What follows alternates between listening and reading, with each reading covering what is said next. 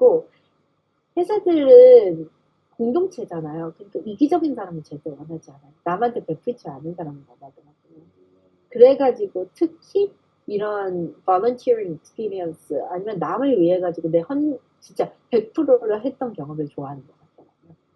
그게 결정적인 구간에 최종 합격에 큰 역할을 했다. 그것도 그거고 제가 생각했을 때는 이 프로젝트는 솔직히 저한테 이득이 되게 없었잖아요. 프로젝트가 당연히 저한테는 너무 좋은 감정이고 너무 행복하고 이런 건데 남을 진짜 위한 거잖아요. 그거를 진짜 늦게 사는 것 같아요. 너는 너만을 위한 일이 아니라 진짜 너한테는 힘든 것만 있을 때도 진짜 네 것처럼 하는 이런 거. 그리고 하나 더 큰 게 있는 게 또 그 사람들이 좋아했던 것 중 하나는 이제 그분들이 나이가 좀 있으세요. 남자들이 인터뷰어들이 한 50대 되세요. 인터뷰 하는 사람들이 적어야지 이제 30대 중후반인 거예요.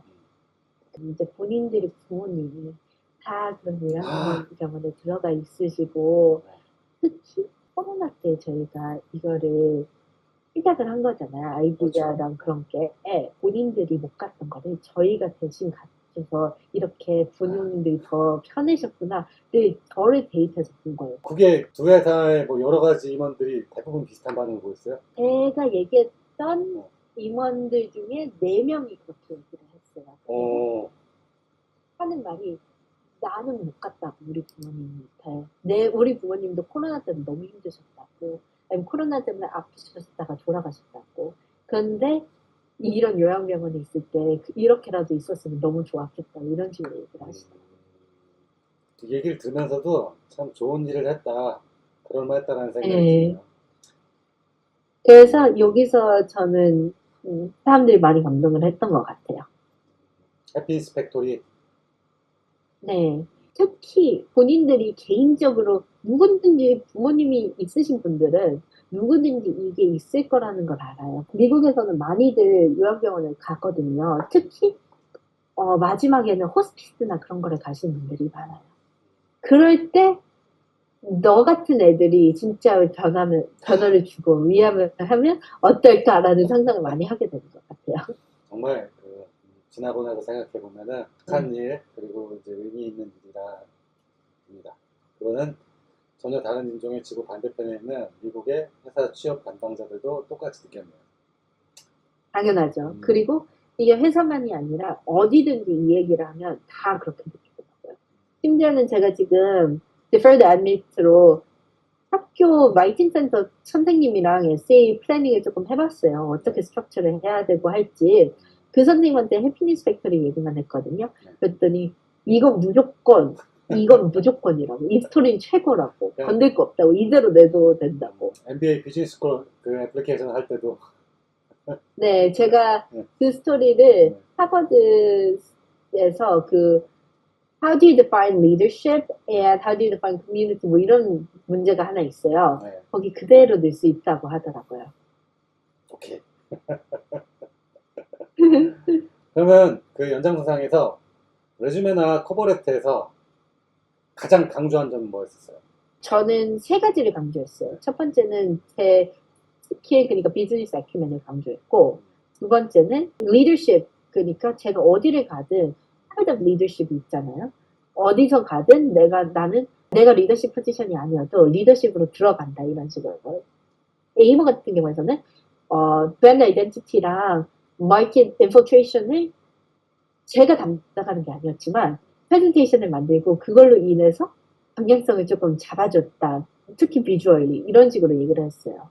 그리고 마지막으로는 캐릭터를 보여주고 했어요. 그러니까 한 줄씩이라도 볼런티어에 대해서 조금 썼어요. 해피니스 팩토리 썼고 보이스 오브 히스토리 썼고 로컬 제너레이션을 한 줄씩이라도 썼어요. 해피니스 팩토리랑 보이스 오브 히스토리랑 로컬 리제너레이션은 무조건 갖고 갔다. 지금 제가 이건 좀 MBA를 하면서 제 스토리를 생각했을 때 그 순간에 몰랐어요. 얼마나 제 캐릭터랑 제 방향성을 만들어준지 이 이야기들이. 근데 이제 돌아보니까 이래서 내가 이랬구나라는 게 많이 보이더라고요. 잠깐 옆으로 세자면 작년에 대학에 붙은 학생과 올해 대학에 붙은 학생이 자기들끼리 이제 선생님들한테 얘기 안 하고 따로 모여서 했던 얘기가 이런 걸 외우고 그래 왜 시골까지 그리고 동굴에 왜 들어가 그랬는데 먼저 붙은 학생이 야 붙고 나니까 이게 쓸모 있었는데 그랬는데 요번에 붙은 학생이 자기도 붙기 전까지는 왜 하나 그랬대요. 선배 입장에서 그 후배들한테 다시 얘기를 해준다면 우리가 했던 프로그램들이나 어떤 액티비티들이 왜 필요한가? 제가 처음부터 조금, 이건 좀 길게 갈 수도 있어요. 네. 처음 왔을 때 있었던 일이 사진 레스토레이션을 하라는 거예요. 그리고 그 전에 갑자기 심리혁명을 나가라는 거예요. 아니, 나는 지금 SAT 공부하느라고 바빠 죽겠는데 심리 현장을 토요일 내내 찍으라는데 그것도 폭우가 오는 날에 검은색으로 입고 카메라 제일 큰 거 들고 우비 입고 나가는데 내가 뭐를 하는 거지? 라고 생각을 했어요. 근데 점점 가면 갈수록 그 사람들의 이야기를 듣고 사진을 보면 볼수록 이 사람들의 안 들려진 이야기들이 상상이 가더라고요. 그때 아무도 안 들어줬다고 했던 블랙 시위, 부정선거 시위가 지금은 이슈의 중심에 섰습니다. 그러니까요. 그때 블랙 시위가 저는 솔직히 그쪽에 관심이 많이 없었어요. 그런데 점점 이야기를 듣고 점점 이런 이벤트를 가다 보니까 누구의 이야기도 생략은 돼서는 안 된다. 생략이 되는 순간 그쪽의 히스토리는 아예 없어지고 다른 사람이 그 이야기를 마음대로 채워낼 수 있는 빈 공간이 되는 거잖아요. 저는 그거를 원하지 않아가지고 저널리즘으로 들어간다고 했었던 거예요. 이런 거가 다시는 일어나지 않게. 그리고 그때 노동착취 됐던 사람들도 이야기를 못 냈던 이유가 그들의 이야기를 들어준 사람이 없으니까였잖아요. 그런 일이 다시 일어나지 않도록 하려고 저널리즘을 처음 생각했어요. 그런데 Voices of History의 서머 캠프를 들어가게 됐어요. 사상 그리고 거기서는 학생들이 같이 하나의 골로 위해서 움직인 거 아니에요. 그리고 선생님들이랑 같이 장을 연 거 아니에요. 우리 학생들이 즐겁게 토론을 할 수 있고 정말 본인들이 관심이 가져 하고 이 이야기에 심의 있게 본인이 한번 배워볼 수 있는 경험을 한 거잖아요. 저는 이걸로 인해 가지고 이야기를 나누는 거는 사람이 직접 경험을 하고 변화를 느껴야지 변화를 한다는 것을 봤어요. In order to make a difference, you need to be the difference라는 걸 아는 거죠. 저널리즘이 여기서 약하다는 걸 알아냈어요. 저는. 저널리즘으로는 체인지가 될 수는 없어요. 체인지를 제보를 할 수 있어도. 그래가지고 저는 마지막으로 데이비드 프라스트 교수의 율러지를 하면서 이 사람의 인생을 보면서 진짜 리더는 뭔지를 배우게 됐어요. 진정한 리더는 이 공간을 만들어주고 이 사람들이 패션을 찾고 이 사람들을 위해서 한마디로 무대를 만들어주는 거죠.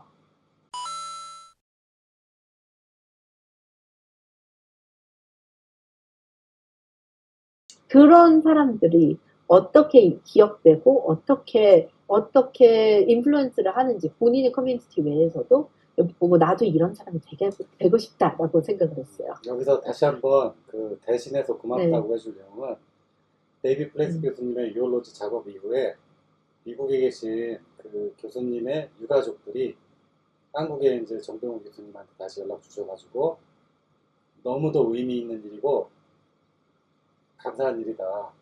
아주 몇 번에 걸쳐서 인사를 했어요. 나도 기분이 좋았고. 네, 그게 또 대단하더라고요.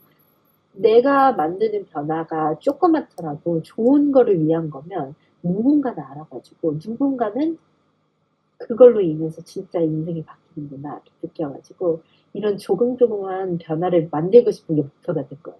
좋습니다. 회사마다 그 프로젝트나 프로그램 얘기할 때 같은 방식으로 했나요? 아니면 하면서 계속 다른 방식으로 접근했나요? 회사마다 원하는 인재상은 비슷하긴 해요. 네. 근데 본인이 프라이어리타이즈 하는 게 좀 다르죠. 다들 사기 리더를 원하죠. 다들 내가 꼭 뭐 마이크로 매니징을 안 해도 태스크를 주면 자기 일처럼 열심히 하고 끝까지 책임감이 있고 curiosity for knowledge 있고 empathetic하고 이런 사람을 원하죠. 당연히 네. 누구나 그렇잖아요. future global leader를 원하는 건 어떤 기업에서도 마찬가지예요. 하지만 이 회사가 뭐를 중요시하는지는 알고 그 future leader definition을 만들어야 돼요. 세일즈포스랑 아마존이랑 원하는 리더상은 엄청 다르진 않지만 프레젠테이션을 할 때는 좀 다르게 해줘야죠. 근데 큰 틀은 똑같은데 그 엑세큐션을 조금씩 다르게 해야 돼요. 조금 그 부분에 대해 설명해 줄 수 있나요? 딱 팁 정도만. 아마존은 이랬고 세일즈포스는 이랬다. 아마존이랑 세일즈포스는 오히려 비슷해요. 제가 봤을 때 큰 차이점이었던 거는 제가 월마트도 합격을 했었거든요. 많이 붙었네. 합격 많이 했어요, 저. 월마트 같은 경우에서 원했던 인재상 같은 경우에는 좀 달랐던 게 리더를 원했는데 리더십이랑 오너십보다는 커뮤니티를 더 원했던 것 같아요. 그리고 아마존 같은 경우에는 내가 take charge하고 오너십을 가지고 가는 그런 식으로. 월마트 같은 경우에는 몇 번을 두드리고 가라였고 아마존은 아이디어가 있어? 괜찮아? 실행력 보고 봐. 이런 식으로. 회사의 어떤 아이덴티티랑도 비슷하게 따라가야 돼요. 네, 그래서 회사가 어떻게 운영을 하는지를 좀 보면 좋을 것 같아요. 특히 뭐 전반적으로 뭐 일공기업들 같은 경우에는 신중하고 돌다리도 한 4번 정도 두들기고 간다 이런 말이 있잖아요. 그런 식으로 회사의 이미지랑 내가 원하는 추구하는 방향성이 같아야지 회사에서 핏을 보는 것 같아요. 아, 그리고 회사에 대해서 질문 많이 하세요. 인터뷰 라운드들에. 그리고 인터뷰 그 HR 사람이 담당을 하는 사람이 있어요. 그럼 그 사람한테 이런 질문들을 다 해도 돼요. 그리고 이 사람들은 너를 합격하기 위해서 제일 노력하는 사람 중 한 명입니다. 그 마치 입학 심사할 때 첫 번째 인터뷰처럼 나에 대해서 관심 갖고 제일 많이 알고 있는 사람 도와줄 수 있는 네, 사람. 그리고 제일 재밌었던 거는 세일즈포스에서는 아예 마지막 인터뷰 전에 그걸 하더라고요. 우선 세일즈포스 인터뷰가 제일 재밌었어요. 저는. Teach me about something you're passionate about 라는 부분이 있었어요. 저는 그때 이용했던 게 사진이었어요. 그리고 how to select the subject라는 걸 했어요. 왜냐? 그러면서 나는 뭐를 subject로 잡을 때 이 subject만 중요한 게 아니라 그 근처에 있는 모든 거를 고려를 해서 어떻게 프레젠트를 할지를 얘기한다. 그건 비즈니스에서도 똑같다. 얘만 집중할 게 아니라 근처에 어떻게 인플루언스 될지, 뭐를 임팩트 될지, 그리고 뭔가 있는지를 알아야지 이 최선의 선택을 할 수 있다. 이런 식으로 얘기를 했거든요. 그런 식으로 A를 말할 때 무조건 B도 가지고 가는데 이거를 한번 코칭을 할 수가 있어요. 직접. 면접관이랑. 이런 걸 근데 사람들이 안 한대요. 귀찮다고. 전 이런 리서치가 있으면 무조건 했고 인터뷰 피드백을 받을 수 있는 회사들이 몇 군데 있어요. 대표적으로가 헙스팟. 거기서는 탈락을 했는데 그때 탈락했던 이유들이 너무 답변이 너를 좋게 포장만 하려고 한다. 너의 약점을 안 보여주고 라고 했던 거예요. 그래서 진실되게 다가가야 되는 거를 그때 배운 거. 너무 무겁지 않게. 나는 무조건 완벽해가 아니라 나는 이런 오점들이 있어. 근데 그걸 이렇게 넘기려고 하고 있어. 뭐 예를 들면 I tend to focus on the immediate goals rather than the big picture.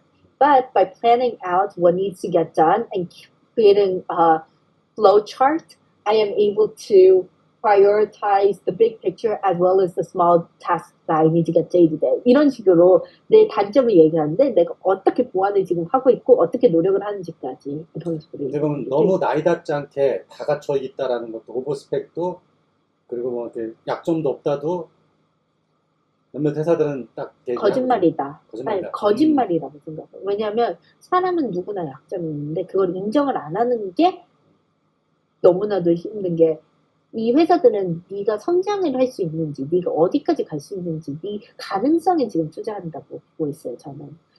그러므로 완벽한 것보다는 나는 성장을 하고 싶다라는 걸 보여주는 거. 그럼 회사 입장에서는 직원을 보통 이제 글로벌 기업이 테크 기업이 직원을 뽑는다는 거는 그 사람한테 오퍼튜니티 즉 기회를 오퍼한다는 거네요. 그리고 오퍼했을 때 그쵸? 그러고 한 다음에 거기서 나오는 어떤 리절트를 쉐어하자. 오퍼, 그로우, 쉐어. 이렇게 봐도 되나요? 네. 자, 정확하게 그 내용이 대학의 합격 편지에 있던 내용입니다. 마슈에서 오퍼해 줄 테니까 그로우하고 쉐어하자. 근데 그럼 결국은 아마존이랑 월마트, 뭐 세일즈포스 같은 경우도 회사마다 차이는 있지만 오퍼, 그로우, 쉐어 이럴 사람을 본다는 거죠. 심지어는 제가 MBA를 지금 준비하는데 MBA는 더 심하게 오퍼 그로시예요.